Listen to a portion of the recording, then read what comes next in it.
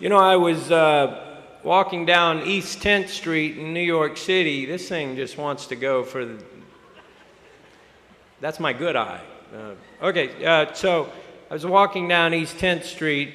I think I was singing a Radiohead song, and I think I was sounding as good, maybe better than Tom York. And I'm just, singing this tune, walking, and then I see this facade of a beautiful building. It's wooden, been hand carved. And at first I thought it was like, it reminded me of Chinese architecture. And then this guy walks out and he sees me staring and he invites me in. So I go inside. And as it turns out, it's a Jewish community center.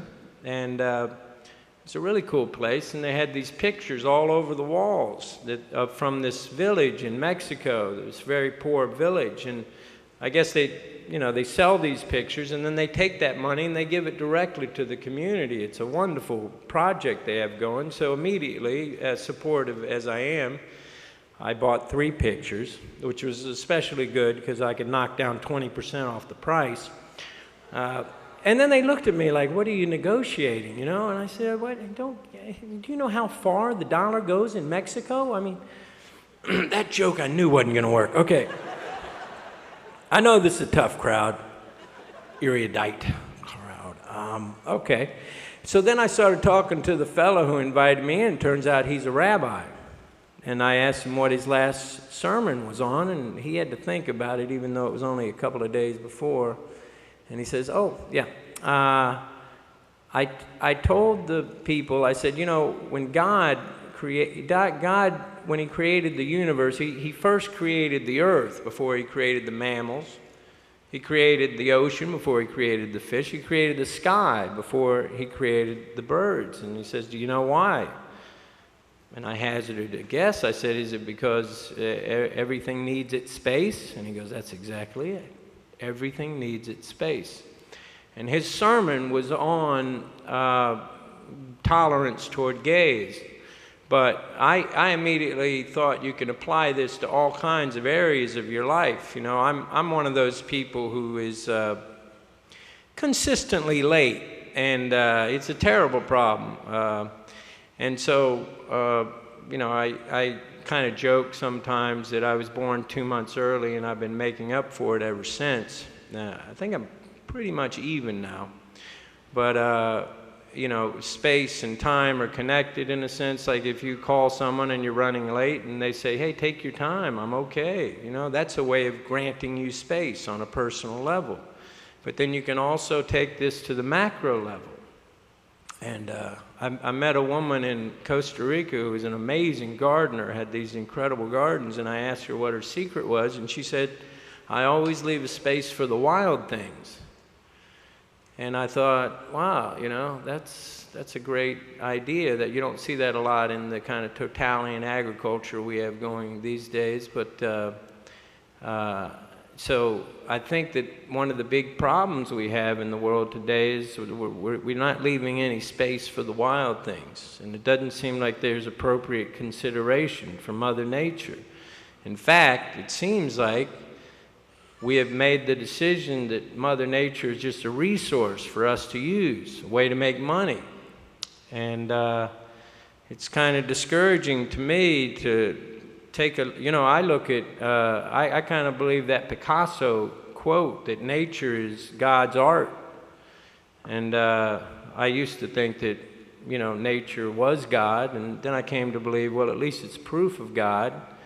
And it really came to bother me the way giant industry seems to be able to have its way. And, I call the various forms of industry like timber and mining and petroleum, nuclear, these giant corporations that get enormous subsidy from the government and also tax breaks. I like to call them the beast. And it seems like the beast has run rampant, and the collusion between government and industry is evident in the way that they're allowed to go into our national forests. Well, they do this in America, I'm not sure here, but they go into the national forests and they can just clear cut vast areas of forests, and one of the things that really makes me crazy is this thing they got going called mountaintop removal, where they blow the tops off of these mountains so they can have better access to the coal, and it pollutes the streams and all of the areas around it, the communities around it, and they're calling it clean coal, and I can't tell you how many politicians I've heard calling this clean coal. There's nothing clean about it. But we have our, we have our mountaintop remover. You have your Alberta tar sands, and all of it it's possible because of this collusion between government and industry. And Einstein said a foolish faith in authority is the worst enemy of truth. And but you guys got things under control. We got rid of Bush. You got rid of Harper. Oh no, you didn't get rid of Harper. That's right. Sorry. But anyway, he seems like a warm-hearted fella who's just really a great environmental steward and just doing his best for his buddies. But I kind of like the statement that Henry Ford made. He said, "Why use up the forests which were century in the making, and the mines which required ages to lay down, if we can get the equivalent of forest and mineral products in the annual growth of the fields?" And I have always believed that it should be the farmer. Henry Ford also made the statement about having 1 foot in the soil and 1 foot in industry. And so I start to look at my own individual footprint and my personal responsibility. And this kind of reminds me a little bit of, I was hanging out with a good buddy of mine, Flea, from the Red Hot Chili Peppers.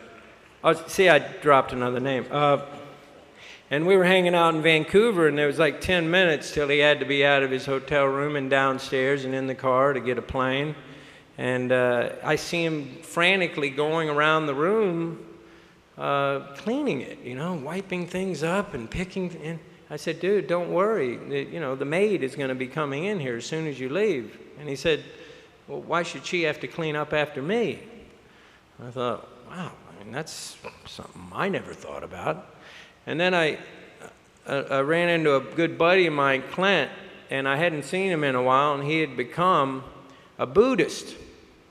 And he told me there are 5 principles that I guess he said Buddha made a lot of lists, so this is one of them. He said, "My body is apt to become ill. I'm not above illness. My body is apt to age. I'm not above aging. My body is apt to die. I'm not above death. Everything that I love and cherish and hold dear will come to an end. All things are impermanent." And then finally, every action has consequences. The only thing I own are my actions. And I started to look at my relationship to everything and what my footprint was in this world.